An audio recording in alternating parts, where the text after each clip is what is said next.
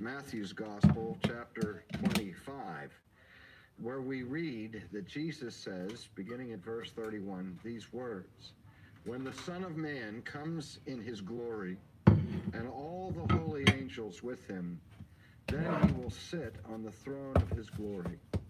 And all the nations will be gathered before him, and he will separate them one from another, as a shepherd divides his sheep from the goats. And he will set the sheep on his right hand, but the goats on the left. And then the king will say to those on his right hand, 'Come, you blessed of my Father, inherit the kingdom prepared for you from the foundation of the world. For I was hungry, and you gave me food. I was thirsty, and you gave me drink. I was a stranger, and you took me in. I was naked, and you clothed me.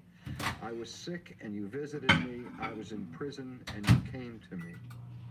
But then the righteous will answer him, saying, 'Lord, when did we see you hungry and feed you, or thirsty and give you drink? When did we see you as a stranger and take you in, or naked and clothe you? Or when did we see you sick or in prison and come to you?'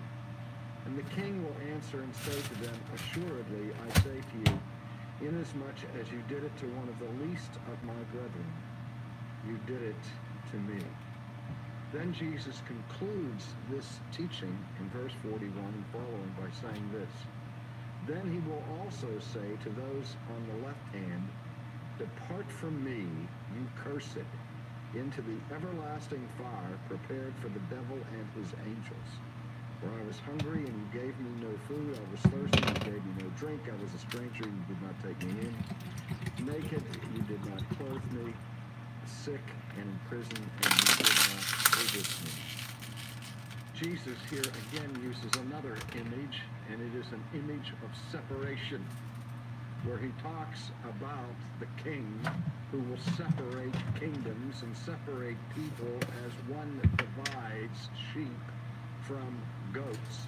The sheep refer to those who have been obedient, who have been followers of Christ, who will inherit the kingdom of heaven that was prepared for them from the foundation of the world. The goats, on the other hand, will be excluded from the presence of the company of God and his angels in heaven, and they will be sent away into everlasting fire.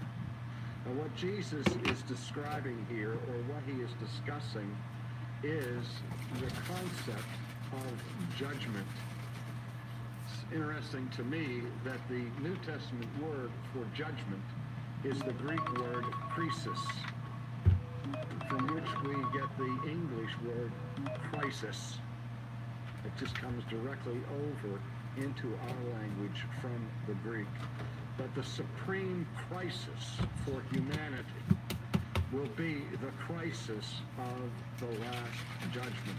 That will be the time of separation. Now, behind and beneath the New Testament concept of hell stand some other ideas that we must understand if this idea of hell is going to make sense to us. First of all, there is the concept of the justice of God. We say that God is just and that he judges according to his own holiness and according to his perfect righteousness. And God is the government of the universe. He rules over all people. And the point that is found here is that God holds every human being personally accountable to him. If Jesus Christ taught anything in his earthly ministry, he taught that there would be a final judgment for human beings, that every one of us will be called into account before the presence of God, and we will be judged by his perfect righteousness and by his perfect law. Now, if you look again at the imagery of the New Testament, as I've pointed out many times, that describes the scene of the Last Judgment with respect to those who are accused in the tribunal or the courtroom of God. that the imagery that the New Testament uses to describe the response of sinners in heaven to the charges leveled against them by this perfect and holy God is one of silence. That every mouth will be stopped, because there is nothing a person can say to defend themselves against a judge who is perfectly just and who is omniscient.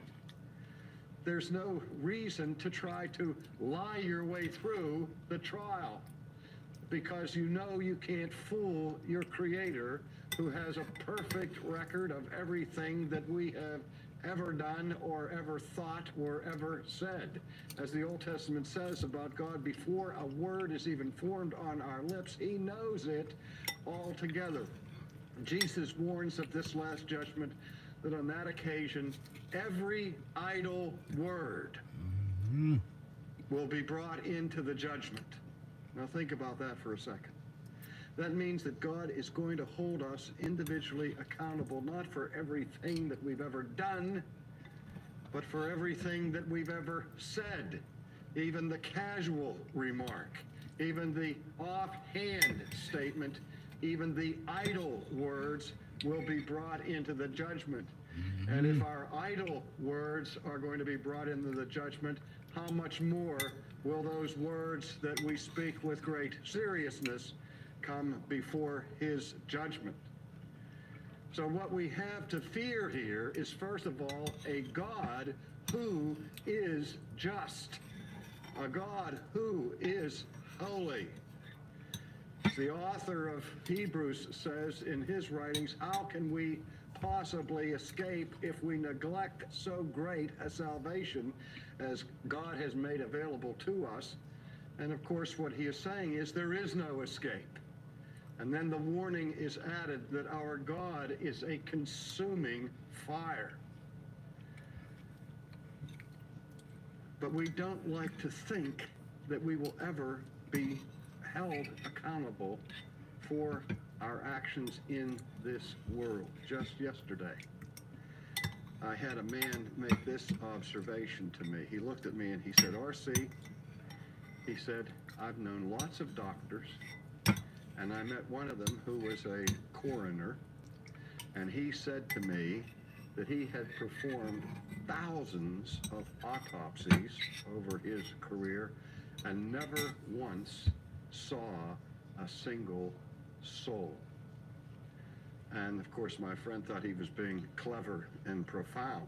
And I said, whatever made you think that a coroner or any other earthly instrument would be able to detect or discern something that is immaterial to begin with? But the point that man was saying is, I don't believe that there is a soul. I don't believe that there is personal survival of the grave. And so I can eat, drink, and be merry without any fear of consequences of any ultimate source. Added to that is the almost universal assumption in the American culture that if there is life after death, then everybody's going to go to the same place, to the eternal blessedness of heaven. Nothing turns a sinner into a saint faster than death. We can take the most reprobate person, and when we lay them to rest, we speak in glowing terms of confidence that now they're enjoying felicity at last, and now they are at peace in heaven, when in fact they may have just entered into the gates of hell. And to contemplate their present condition is more than we could humanly bear. And I have to say this as an aside. One of the reasons why there is such a profound emotional and visceral response to the doctrine of hell is that it's just difficult for anybody to contemplate another human being going to hell. And I can't think of the worst, most despicable person that I've ever known or read about. I can't enjoy the thought of that person being in hell. I notice what will often happen in movies where you have a villain portrayed who is utterly despicable. Perhaps you're watching a mystery show where a little child is sleeping in her bedroom at night, and then the camera angle shifts to the presence of this kidnapper who's a murderer sneaking into the house and coming up to the room, and then, of all things, steals the child and then kills the child. And then he's going to make another attack upon another child. And you know at the same time that the police are bearing